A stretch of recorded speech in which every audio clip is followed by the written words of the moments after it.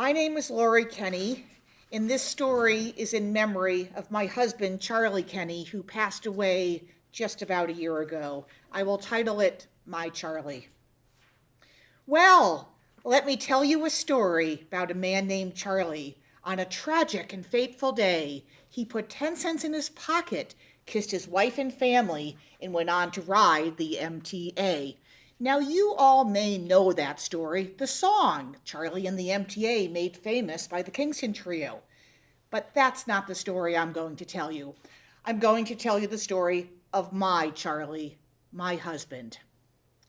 I first met Charlie in 1979 when I was home from college for the weekend. I went to see a production of 10 Little Indians at a local community theater of which I was a founding member. I saw Charlie up on stage and I thought, wow, who is that guy? He's good. Later that night at the cast party, we were introduced, we said a few words, that was about it. But a few months later, I went to an annual banquet dinner for the theater, and there was Charlie in front of everyone playing banjo and singing, and he really did a good job of getting all the people to sing along with him all the many, many songs he knew, including Charlie and the MTA. Well, I told him that I played banjo, and he said, wow, I never knew a girl who played banjo. And then he tried to get me to sing. The song was I'm Looking Over a Four-Leaf Clover. And I knew all the words, but I wasn't going to sing. You see, I can't carry a tune. Charlie didn't know that at the time, but when he later found out I really could not sing, he still liked me. And eventually he loved me.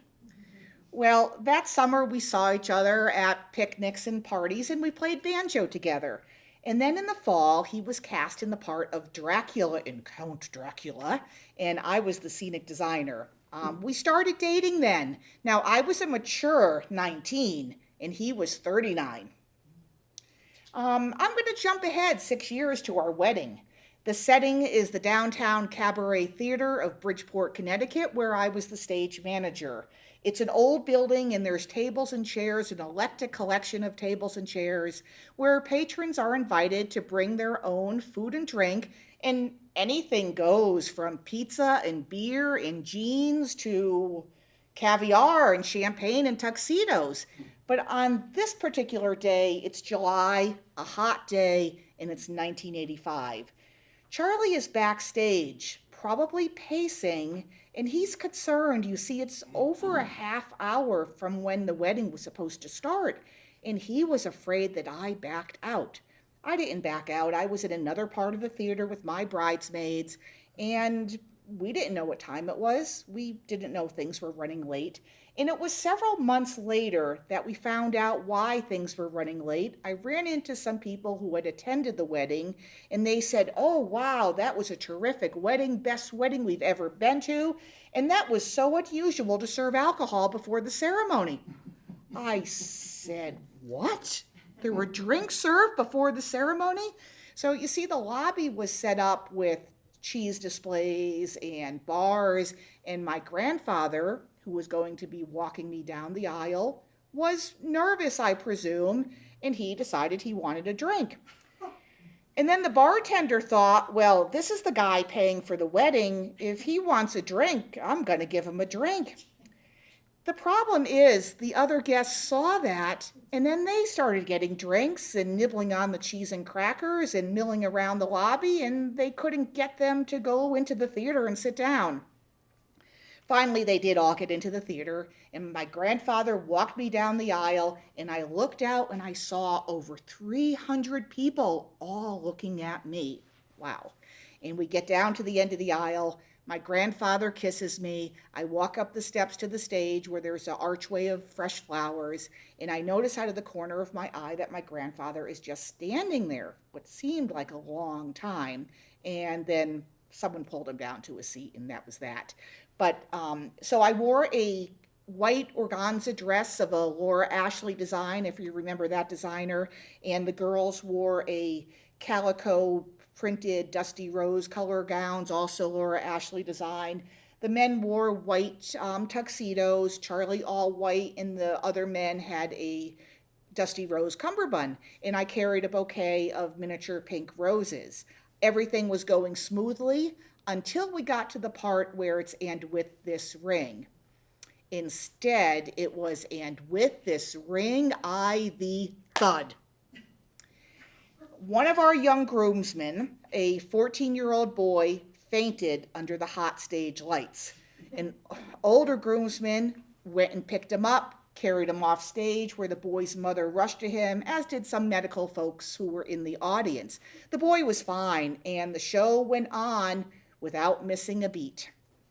We finished up and did the I do's and the kiss the bride, and we marched outside to the terrace where we had a receiving line. I should mention that I grew up Catholic, and it was always assumed I would probably have a Catholic wedding, but here I got married on a stage with an Episcopalian priest, and Charlie thought a way to get a little bit of Catholic in there was to ask his coworker, who was a former Catholic priest, to give a speech during the reception, and he did, and he went on and on and on, just such a long time.